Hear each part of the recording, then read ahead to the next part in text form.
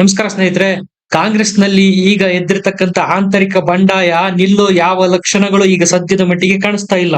ಆ ಕಡೆ ಸಿಎಂ ಸಿದ್ದರಾಮಯ್ಯ ಅವರ ಬಣ ಕೆಪಿಸಿಸಿ ಅಧ್ಯಕ್ಷರನ್ನು ಪದಚ್ಯುತಿಗೊಳಿಸಬೇಕು, ಹೊಸ ಅಧ್ಯಕ್ಷರ ನೇಮಕಾತಿ ಆಗಬೇಕು, ಹೊಸ ಡಿಸಿಎಂ ಹುದ್ದೆಗಳು ಸೃಷ್ಟಿಯಾಗಬೇಕು ಅಂತ ಪಟ್ಟು ಹಿಡಿದು ಕೂತಿದ್ರೆ, ಈ ಕಡೆ ಡಿ ಕೆ ಶಿವಕುಮಾರ್ ಅವರ ಬಣದ ಶಾಸಕರು ಮತ್ತು ನಾಯಕರುಗಳು ಸಿಎಂ ಸಿದ್ದರಾಮಯ್ಯ ಅವರು ಸಿಎಂ ಹುದ್ದೆಗೆ ರಾಜೀನಾಮೆ ಕೊಡಬೇಕು, ಆ ಸ್ಥಾನಕ್ಕೆ ಡಿ ಕೆ ಶಿವಕುಮಾರ್ ಅವರಿಗೆ ಅವಕಾಶ ಕಲ್ಪಿಸಬೇಕು ಅನ್ನೋ ಜಟಾಪಟಿ ಎರಡೂ ಬಣಗಳ ನಡುವೆ ನಡೆದೇ ಇದೆ. ಈ ಎರಡೂ ಬಣದ ಜಟಾಪಟಿಯಿಂದ ತಲೆ ಕೆಡಿಸಿಕೊಂಡಿರ್ತಕ್ಕಂಥ ಹೈಕಮಾಂಡ್ ನಾಯಕರು ಈಗ ಒಂದು ಫೈನಲ್ ಡಿಸಿಷನ್ ಗೆ ಬಂದಿದ್ದಾರೆ. ಹಾಗಾದ್ರೆ ಹೈಕಮಾಂಡ್ ಮಾಡಿದ ನಿರ್ಧಾರ ಆದ್ರೂ ಏನು? ದಲಿತ ನಾಯಕನಿಗೆ ಈಗ ಸಿಎಂ ಪಟ್ಟ ಸಿಗುತ್ತಾ? ಎಲ್ಲದರ ಬಗ್ಗೆ ಮಾಹಿತಿ ಕೊಡ್ತೀನಿ. ವಿಡಿಯೋನ ಲೈಕ್ ಮಾಡಿ, ಶೇರ್ ಮಾಡಿ, ನಮ್ಮ ಚಾನಲ್ ನ ಸಬ್ಸ್ಕ್ರೈಬ್ ಮಾಡಿ. ಸ್ನೇಹಿತರೆ, ಕಾಂಗ್ರೆಸ್ ಕರ್ನಾಟಕದಲ್ಲಿ 135ಕ್ಕೂ ಹೆಚ್ಚು ಸ್ಥಾನಗಳನ್ನು ಗೆದ್ದು ಭರ್ಜರಿ ಬಹುಮತದಿಂದ ಸರ್ಕಾರ ರಚನೆ ಮಾಡಿತ್ತು. ಹೈಕಮಾಂಡ್ ಅಂತೂ ಈ ಬಗ್ಗೆ ಸಿಕ್ಕಾಪಟ್ಟೆ ಖುಷಿಯಾಗಿತ್ತು.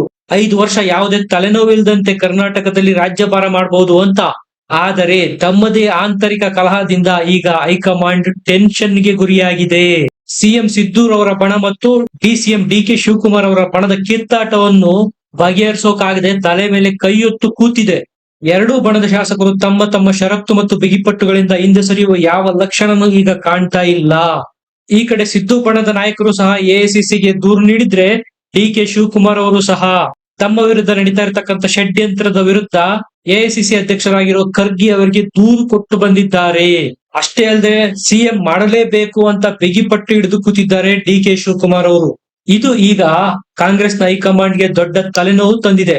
ಯಾಕಂದ್ರೆ ಕಾಂಗ್ರೆಸ್ನ ಹೈಕಮಾಂಡ್ ನ ಈ ನಡೆ ಈಗ ಕತ್ತಿ ಮೇಲಿನ ನಡೆಯಾಗಿದೆ. ಯಾವ ಕಡೆ ಹೋದ್ರೂ ಕುಯ್ಯುತ್ತೆ. ಹೆಚ್ಚುವರಿ ಡಿಸಿಎಂ ಹುದ್ದೆ ಸೃಷ್ಟಿ ಮಾಡಿದ್ರೆ ಡಿ ಕೆ ಶಿವಕುಮಾರ್ ಅವರು ಬೇಜಾರಾಗ್ತಾರೆ. ಆ ಕಡೆ ಸಿಎಂ ಸಿದ್ದರಾಮಯ್ಯನವರನ್ನೇನಾದ್ರೂ ಮುಟ್ಟೋದಕ್ಕೆ ಹೋದರೆ ಸರ್ಕಾರದ ಅಸ್ತಿತ್ವಕ್ಕೆ ಗಂಡಾಂತರ. ಹಾಗಾಗಿ ಅತ್ತ ತರಿ ಇತ್ತ ಹುಲಿ ಅನ್ನುವಂತ ಸಿಚುವೇಶನ್ ಇದೆ ಕಾಂಗ್ರೆಸ್ನ ಹೈಕಮಾಂಡ್ಗೆ. ಹಾಗಾಗಿ ಕಾಂಗ್ರೆಸ್ನ ಹೈಕಮಾಂಡ್ ನಾಯಕರು ಇಬ್ಬರಿಗೂ ಬೇಡ, ಮೂರನೆಯವರಿಗೆ ಸಿಎಂ ಮಾಡೋಣ ಅನ್ನುವ ದೃಢ ನಿರ್ಧಾರಕ್ಕೆ ಬಂದಿದ್ದಾರೆ. ಸಿದ್ದು ಬಣ ಮತ್ತು ಡಿ ಕೆ ಶಿ ಬಣ ಎರಡನ್ನೂ ಒಟ್ಟಿಗೆ ಕರೆದುಕೊಂಡು ಹೋಗ್ತಕ್ಕಂತ ನಾಯಕನನ್ನು ಸಿಎಂ ಮಾಡಬೇಕು ಅನ್ನೋ ನಿರ್ಧಾರ ಈಗ ಕಾಂಗ್ರೆಸ್ನ ಒಳವಲಯದಲ್ಲಿ ಆಗಿದೆ. ಆ ಹೆಸರು ಬೇರೆ ಯಾವುದೂ ಅಲ್ಲ, ಹಾಲಿ ಎಐಸಿಸಿ ಅಧ್ಯಕ್ಷರಾಗಿರ್ತಕ್ಕಂಥ ಮಲ್ಲಿಕಾರ್ಜುನ ಖರ್ಗೆ ಅವರನ್ನೇ ಸಿಎಂ ಮಾಡೋದಕ್ಕೆ ಕಾಂಗ್ರೆಸ್ನ ಹೈಕಮಾಂಡ್ ಚಿಂತನೆ ನಡೆಸಿದೆ.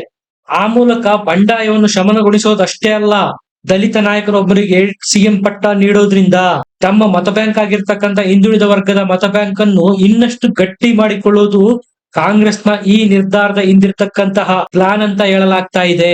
ಸ್ನೇಹಿತರೆ, ಒಟ್ಟಾರೆಯಾಗಿ ಇನ್ನು ಕೆಲವೇ ದಿನಗಳಲ್ಲಿ ಕಾಂಗ್ರೆಸ್ನಲ್ಲಿ, ಅದರಲ್ಲೂ ಸಿಎಂ ಸ್ಥಾನಕ್ಕೆ ಸಂಬಂಧಪಟ್ಟಂತೆ ಮಹತ್ವದ ಬದಲಾವಣೆಗಳಾಗೋ ಚಾನ್ಸಸ್ ತುಂಬಾ ಇದೆ.